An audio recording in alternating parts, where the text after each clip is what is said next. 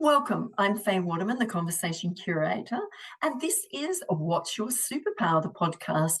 And my guest today is Ildi Racz Prosser, and she is known as the Time Fix, Change the Journey, Make Friends with Your Time Lady.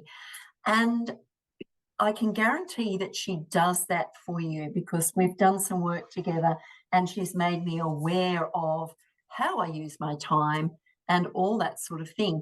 But Ildi, over to you. Can you share a little bit about your background, where you come from, and how you got to where you are today? And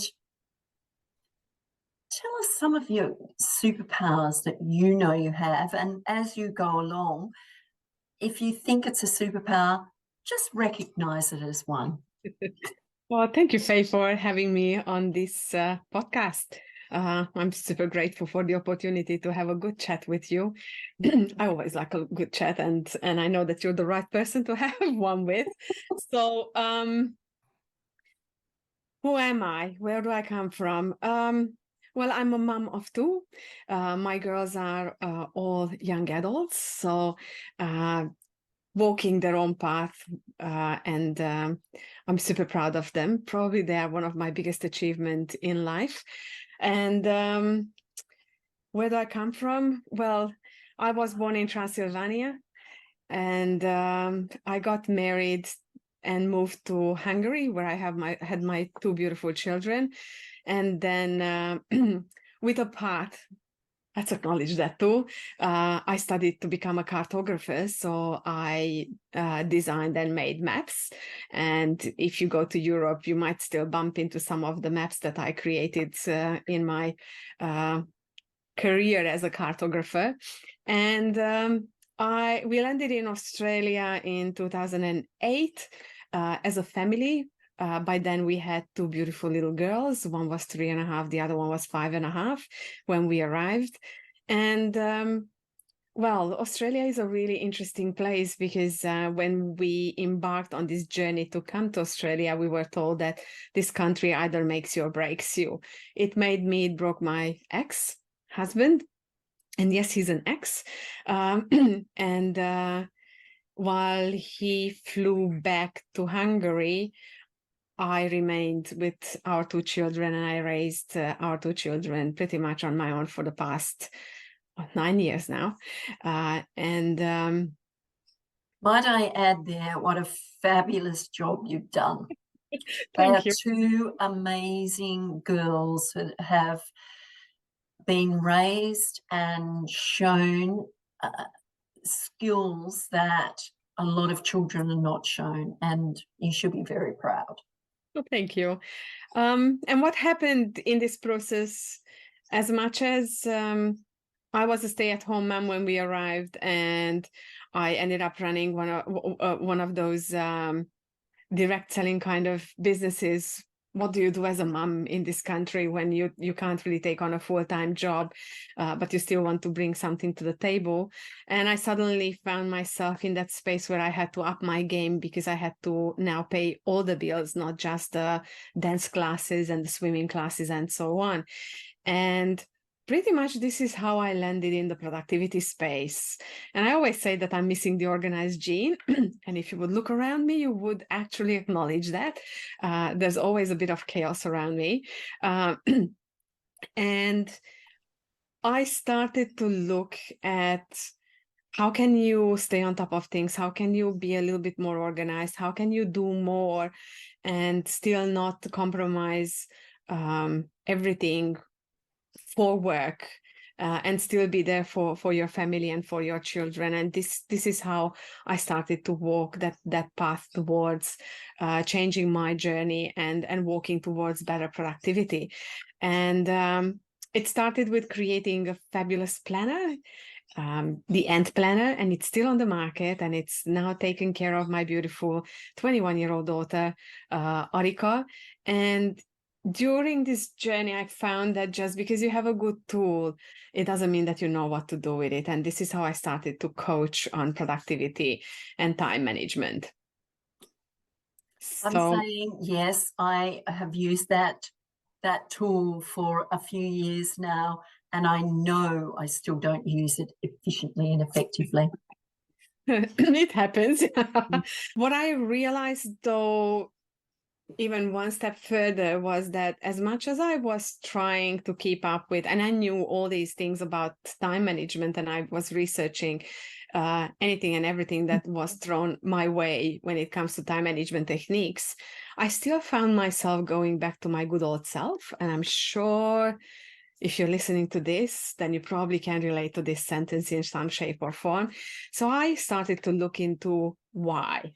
How come it is so hard to actually adopt good time management skills? And how come, knowing all this, I still struggle sometimes to stay on top of things and so on?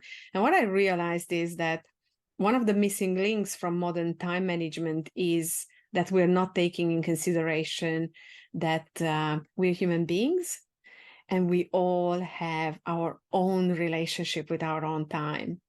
So what I found is that the key to better productivity is not just knowing what you should be doing, but knowing how to adopt those techniques to how it works for you and how it can actually work best for your productivity. So it's all about making friends with your time, because in the end, once you understand how do you relate to your time, you set yourself up for success, and it's so much easier to find your truth to better productivity. And it is making friends with your time. Instead of saying, I've only got 24 hours in the day, I don't have enough time for this and I don't have enough time for that. So you teach people how to look at their time, what they actually do with it, the activities within the time frame that they're working or whatever it may be, and you get them to recognize how they can use that better. I'm going to challenge you there a little bit, Faye, because you just said that you only have 24 hours. The reality is that we have enough time. I mean, just imagine this.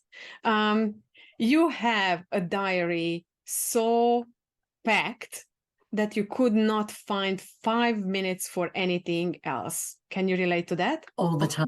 Sometimes. At least sometimes. Now, here's all the time. here's the hard truth. If, let's say, you have a pipe burst in the bathroom and you need to find a plumber, and you have to be there when the plumber arrives, because obviously you will not question when they can make it. Will you be able to? You kind of do, because they give you a time frame, but you think, oh, I was supposed to be doing this and I'm supposed to be here, so I have to change everything around so that they can come and fix the problem. Will you find the time to see your plumber? Absolutely. There you go. So that's your reality check on time. There is enough time. The only question is, how do we relate to it? What's more important to us? How do we prioritize? And what do we do with it? That's it. You make it, but Ildi, you make it sound so easy. When you never think about that sort of thing, we complicate our life, saying that we haven't got enough time and we can't fit everything in, and it's the silly season right now, and there are people out there trying to fit this in, that in, and everything else, and other things go by the way by choice. The reality is that when it comes to time, unfortunately, more often than not, we are trying to live up to someone else's expectations. So we try to treat time not in the way that resonates the most with us, but the way that we are told that we have to treat time. And I think that's a very big issue, because it actually creates that guilt around how we spend our time. And it's not productive. You end up doing even less than what you could be actually fitting in and doing in that time, because you spend quite a lot of time in that procrastination and overwhelm kind of circle, trying to figure out why did you land in this space? How can you sort all this out? And just even, you know, feeling sorry for ourselves that we can't fit everything that we really want to fit in there. While one of the biggest things is just to take one step at a time, just like you would do with anything else, and prioritize what's really important in the right now, in this moment, because in the end, we don't know if there's tomorrow. We assume, but we don't know. So the most precious time is the now. And it is the now, but we don't stop to think about that, do we? We're too busy thinking about all the things that we need to do, and we don't stop to think about the now and to prioritize whatever it is to be done in the now. So you come along and you teach people, this is one of your superpowers, Ildi. You Yes. teach people to look at their time, to really delve into it, prioritize what's important and what's not important, and really appreciate that they do have enough time if they utilize and put those activities in time frames. I think my superpower is not necessarily in in helping you prioritize. Yes, that's one of them. Steps. Yeah. It lies more in helping you understand why do you do the things that you do the way that you do them. That's pretty much my superpower, because once you understand how are you relating to your time, and once you understand why do you do the things the way that you do them, everything else is really just becomes simple. It's so much easier to change. It's so much easier to set in place the right boundaries. It's so much easier to work around what you do in a way that actually serves you, rather than just trying to follow someone else's system. So I would say that my superpower is mainly that that different way of looking at yourself and your relationship with your time. And we do have a whole madness with time-centric archetypes around it, so that we make it a bit easier and more digestible, so that you can relate and you can start building that relationship with your time with my beautiful business partner, Pooja. So it's really all about making friends with your time, because if you do, everything else is solvable. We take away and we take out of the equation the I can't do it part, so we can focus on what can be done. But that's another big superpower of mine. My glass is always half full. I tend to look into the future and not into the past. Yeah. Because the reality is that I can't change what's behind me, but I definitely can do something about what's ahead of me and what I'm doing right now. So, and I've been living like this since I was 14. So it's a conscious decision. I just tend to leave behind what I can't do anything about and focus on what I can do right now and move ahead in the future. Because in the end, you learn the lesson and you move forward. You can't really change the path that led you to that lesson. Yeah, but we're always learning lessons though, aren't we, Ildi? And it's either with time or the time we have left. If someone has an illness and they want to fit all these things in, you could teach them how to manage their time so that they could do those sorts of things as well. Yes. I just threw that in there, curly one for you. It just came to my mind. Well, the reality is that when you are in that space, you stop thinking about time and you start living every moment, and that changes radically how you relate to time. And I think in many ways you become you develop very quickly a different kind of relationship with your time, because suddenly you're looking at the important things and everything else just fades away. So inadvertently your relationship with time definitely improves, even though it is a very extreme situation. But I think it's so much more important to work on that relationship with your time a lot earlier, to try and avoid spending time in procrastination and overwhelm, because those are not nice spaces. No one likes being overwhelmed, and no one likes to procrastinate. And instead of spending idle time that you will never get back on something that you're not in control and you can't do anything about, it's so much more productive on its own to actually spend time on what can you do? What is your next step? How can you actually move forward? And if you don't see the road, then who can help you? How can you reach out for help? It's a mindset. It's a shift in the way that you think, and it's a shift in the way that you let go of the things that you don't have control of.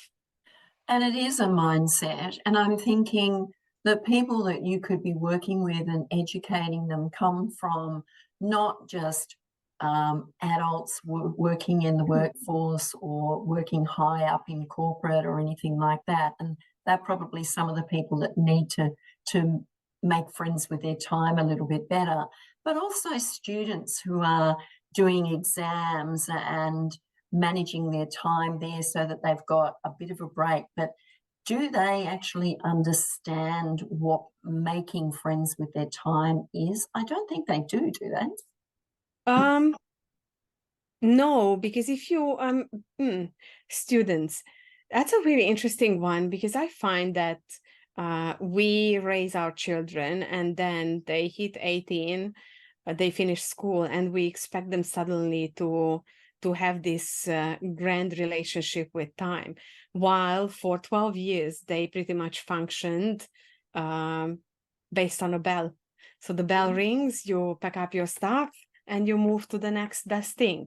So they never have to really manage time until they hit that year 10 and 11, when suddenly studying is not just what's happening at school, but it's a lot more, and you start preparing for that next phase in life. So it's an interesting one, because I do believe that our education system definitely fails our children when it comes to building in those critical skills that will help them better understand time and better understand time management. But in the system's defense here, I mean, time as we are looking today, with its very close relationship with productivity, is a fairly new concept. So New is new. Well, it's very new, because if you think about the last 1,000 years, we only have spent the last 100, maybe a little over 100, let's say 150 years since the, since the industrialization kicked in. Time before was not defined as it is today. No, true. I mean, my children grow up with gadgets like this. Oh, yes, those things. Yes. Let's put away the stigma that's around it. But what's really interesting is that it tells your time pretty much as exact as there's no wiggle room in it. Yeah. It's 3:25, full stop. Yeah. It's 3:25 for all of us at the same time. So if you think about them and us, we kind of never had the 3:25. You had to walk up to an adult and actually ask them what's the time. And if you were lucky, they had one of these on their hands. A watch. Yes. But otherwise, we weren't really this strict and this tight about time. As children, we still grew up with the sun o'clock, Yeah. Had to be home by sundown, or you had to be home by lunch. How did you know that? Oh, when you were hungry. Because you'd never really physically see the actual time, but it'd be the hunger pangs in the stomach that says, I'm going home for lunch and then I'm out again, or whatever you're doing. So I'm just saying that a few generations ago, we were still not connecting with time the same way that we are connecting today with time. And who knows the next what the next generation's relationship will be with their time. But the reality is that, not taking in consideration that from the perspective of humanity and all these new concepts that we are trying to adopt, time management is a fairly new thing on the market. And everyone tries to add their peace of mind to it. It's interesting because I go to the area of corporates who work unbelievable, some of them work unbelievable hours during the week, and they're exhausted and they get burnt out and everything like that. How would you manage the corporates that are on the burnout sector? What would you teach them? What is it that you would show them so that they could take back some of that time, realizing that time is their friend and they do have enough time, and that they don't have to work those stupid hours that they work if they manage the activities within that time? Well, first and foremost, I think every business needs to realize that when it comes to human beings, and according to neuroscience, we only have 4 to 6 productive hours a day. Anything and everything that we do outside of those, let's say 6 hours, is pretty much unproductive. So whatever you might do and it takes you an hour, you probably could have done it in 10 minutes next day. So it's quite important to redefine how we think about productivity. And a lot of businesses do put in a lot of businesses, people put a lot of hours, but they are not necessarily productive, and they are not necessarily helping getting things done.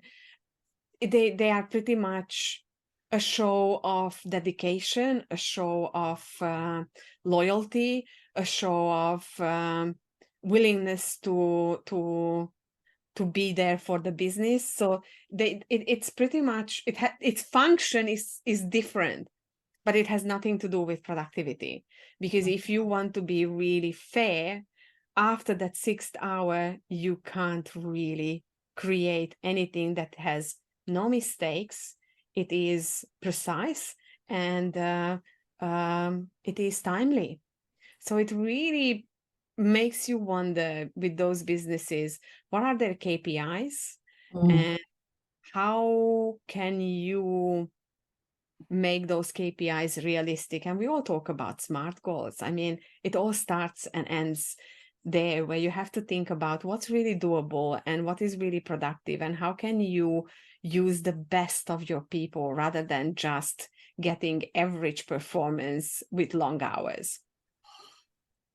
I mean, people get tired, and after they get tired and they're still working, there's a brain fog there, isn't there? So they get this foggy brain and they can't. And here's there's another bit of truth there. You can do those long hours if it is for a short period of time. You know, there's always sometimes it happens, not always, sometimes it happens that you have to go and finish something and get things done, but it shouldn't be a long-term expectation, because the longer someone goes, their productivity will start falling behind. So the question is, why would you even put a human being in that position where where you know that they will not be able to actually give their 100%? It's interesting to, you're bringing back things that we've gone through in the past, and really we become complacent. So we need one of you with everyone, to get to look prompt and to be accountable to so that we're on the right track to being more productive. So one of your superpowers is teaching people, again, is to be more productive with the time, to manage their time, make it their friend, but have that productivity that is important done. The other interesting thing is that we often think about time and productivity and time management from the individual perspective. But the reality is that if you work in a team, you cannot consider your time management as an individual. You have to actually connect it with the wider team. And you need to understand how the people around you prefer to work. And you know that sentence, treat others like you like to be treated. Well, I think that sentence is just not right, because the reality is that you need to treat others like they like to be treated. And the more you understand the people around you, and the more you know about how they are productive and how they can bring their best version to the table, the bigger the chance that you will be able to contribute at a peak rather than at an average. Why? Because suddenly you are not waiting for things, but you can actually roll productively with the other person. Suddenly there's team cohesiveness, there's support within the team, there's a different overview of what productivity means for the whole team. And all these things are so important, because that's how you can start avoiding those long hours.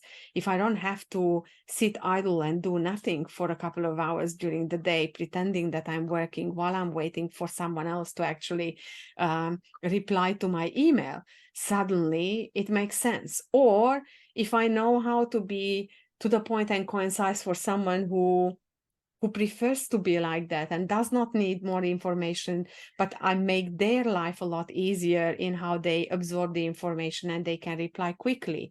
Or the other end, if I know that someone needs more information before they can make that decision for me quickly, then suddenly you see I take away some of their pain, and the end result is a quick response that actually helps my work roll quicker and easier forward.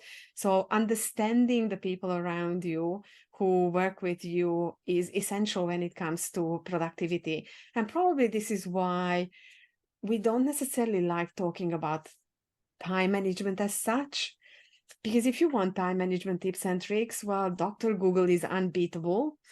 The stuff that comes out from there is brilliant. But the question is, how will you be able to adapt those techniques? It's so much more important to understand how are you productive rather than knowing everything about time management. So this is why we like talking about making friends with your time and being productive, because in the end, that's what you want. You don't want good time management, you want great productivity. Yeah, and instead of concentrating on the time, you can allot a certain amount of time. Do you recommend that you allot a certain amount of time for a task or an activity, whatever you want to call it, during the day, so that you can do so much here? And if you need to do the project all through the day, what is it that you would share with your clients to get them to understand that time is on their side if they do this? Well, first we start with understanding them, because depending on that, what you just described can be totally different to you, and it can be totally different to me. Why? Because let's say if you are a people person, then and you're fast-paced and you're in that novelty, fun space, or that kind of person, then sitting you down for 2 hours in front of a screen and giving you one job will just simply slowly kill you. Slowly kill you. That doesn't sound too good. Yeah. It is because it does not serve any of your needs. It does not serve your need for variety. It does not serve your need for people around you. It does not serve any of your basic essential needs. So if that task needs to be done in your case, if that is you need to actually break it up in tiny small chunks and create variety in that one big task. You also need to nurture yourself in between and have those micro coffee breaks here and there and everywhere.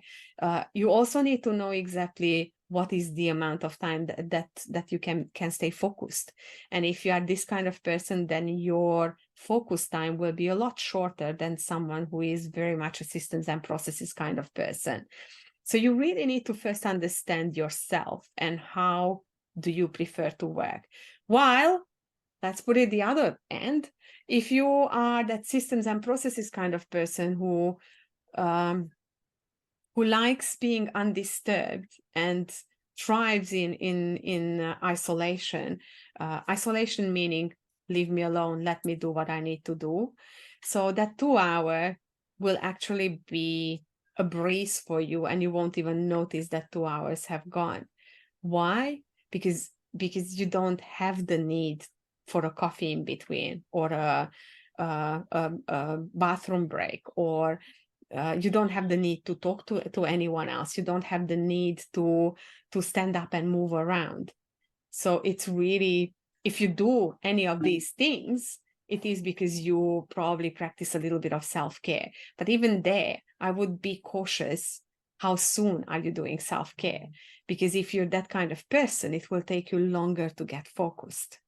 So you don't want to land in that focused space and then you suddenly take a break instead of actually going on and smashing out the work, because you're already in that productive space. So really understanding what your needs are is the first step. And then we can figure out everything else. And I always say, all of us need to figure out what is our non-negotiable focus time. And there are certain things that are non-negotiable, aren't they? I mean, give us some examples of what would be non-negotiable and how people, when you point it out to them to get them to realize that, will support them in whatever they're doing to make friends with their time. If you're a time treasurer, let's talk my language now. One of your non-negotiable for you is being on time. It's a really interesting thing because everything has to happen in a timely manner, yet you are always looking into the future. What you need to remember is that the rest of the world is not like you. So being a little bit more patient with those around you is crucial. But then if you are a time bender, your non-negotiable are people and variety, interesting things. Even if you gave yourself half an hour to 40 minutes to actually get somewhere that would take you 5 to 10 minutes, you still might be late. Why? Because you might bump into someone who has a good story or has something very important to say, and you will never refuse human connection just to get somewhere on time. So that's pretty much your non-negotiable when it comes to time. But then if you are a time sitter, your non-negotiable is public pressure. Okay, what do you mean by public pressure?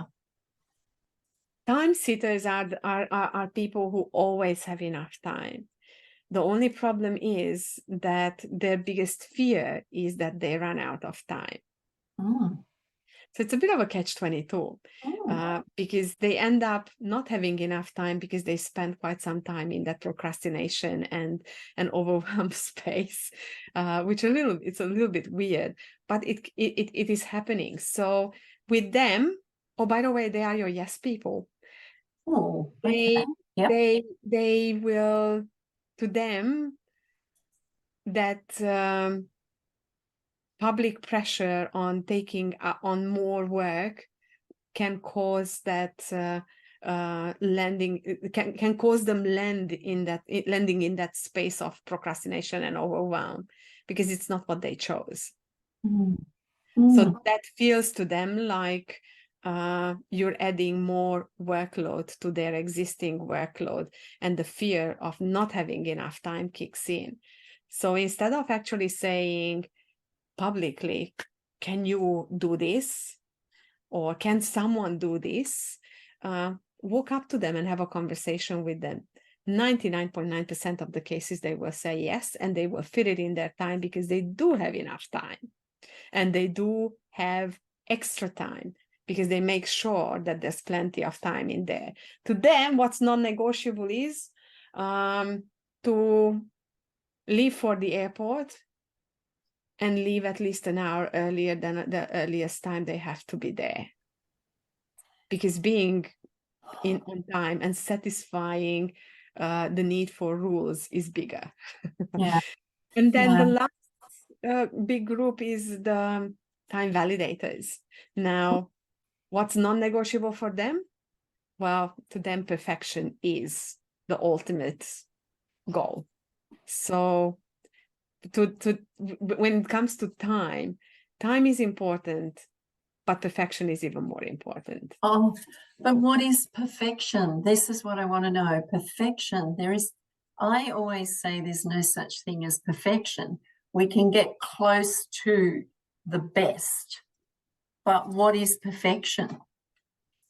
Well, when it comes to work, Faye, I believe that perfection is defined by the client who orders the work. Your perfect will be different to me, and my perfect will be different to a third person. So it is always about finding out what is their perfect and then giving, let's say, 5 to 10% more. Right. Okay. That will exceed all expectations. But unfortunately, when it comes to especially validators, they will always work towards their perfect. Yeah. And that they don't think about others' perfect, but their own only. It's really interesting. So when you work with people, and because I find business owners work and do what they do and do it well, but they don't really recognize how good they are at what they do.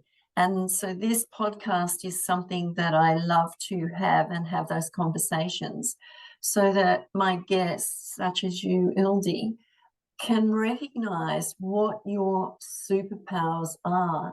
And you don't just have one, you have many.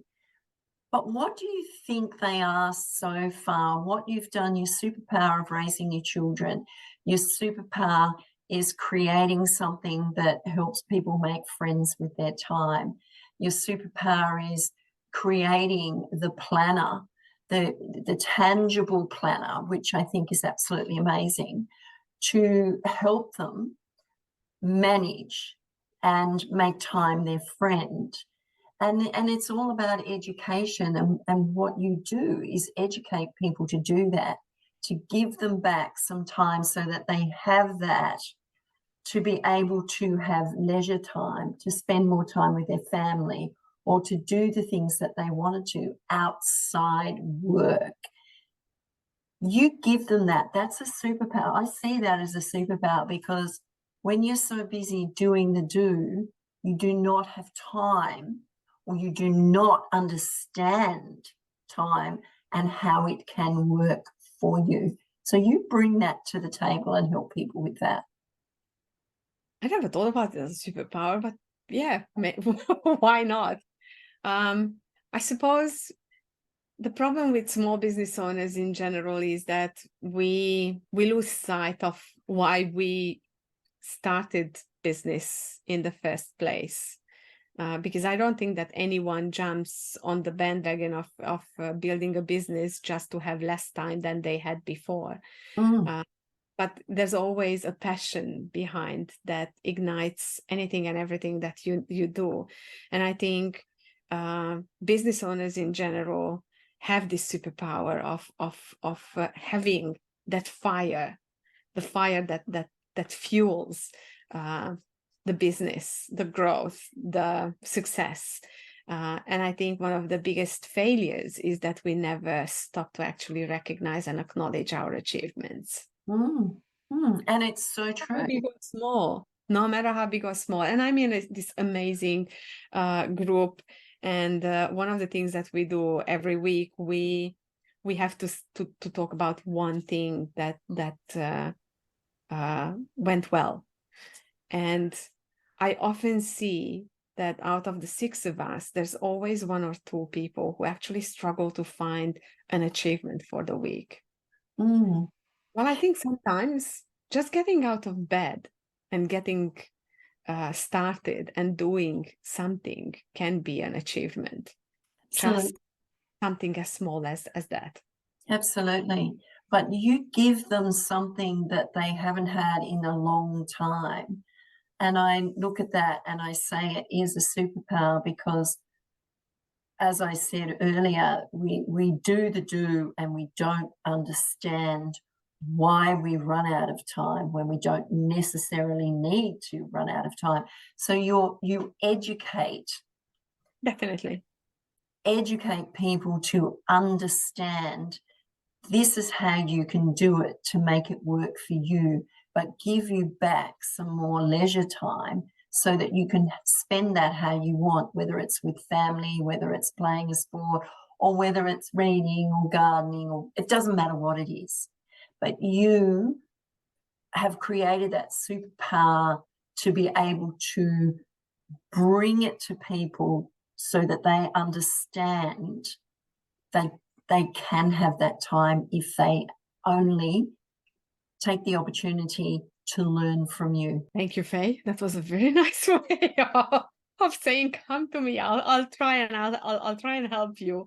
Ultimately, it's your work, but if you are ready to actually look at things differently, and if you had enough of the daily struggle, I definitely think that Pooja and myself, throughout our business, will do everything in our power to show you a different way of looking at things, a different way of doing things, a different way of being productive, a different way of thinking about not just business, but a job itself too.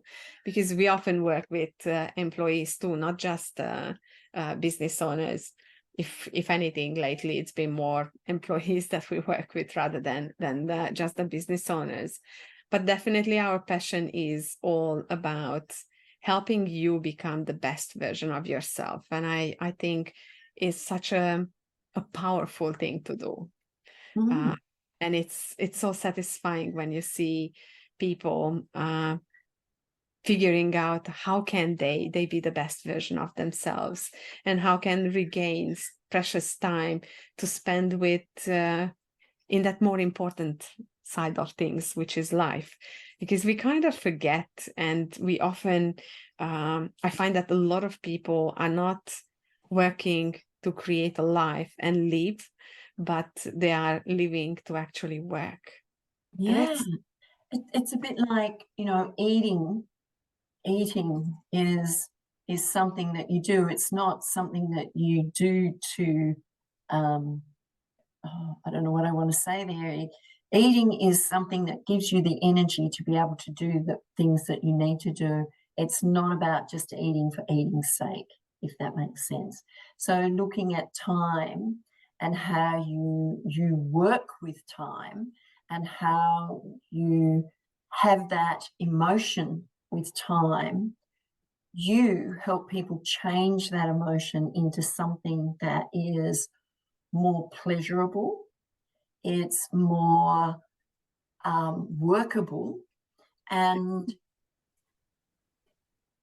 that they are appreciative because they've been given something other than the education side of things. They've been given time back to do things that they want to do. Now that you mentioned silly season, a couple of things that you can do, because a lot of people spend so much time in stress during this period of time.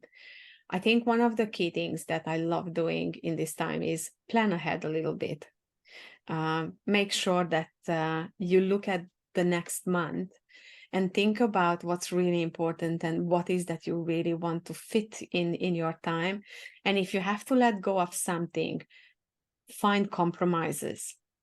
Make sure that you communicate that well ahead of time, so that you have time to iron out misunderstandings, so that you have time to reschedule things, so that you have time to fit things the right way in your next month or so. So what I mean is that it's so important to be a little bit more mindful and spend more time in the now and plan ahead, so that you can make sure that ultimately you spend this beautiful season of festive season the right way. So because it's so hectic, we create that emotion of, we've got to get this done, we've got to get that done, have I done this, do we need this, what do I do here, I have to do that, and I've got X amount of people coming for lunch or dinner or whatever it is, and I've got to get presents, I've got to get a Christmas tree, on top of what we already do. So they're adding to the stress. There's a superpower there, learning to say no. And I love that.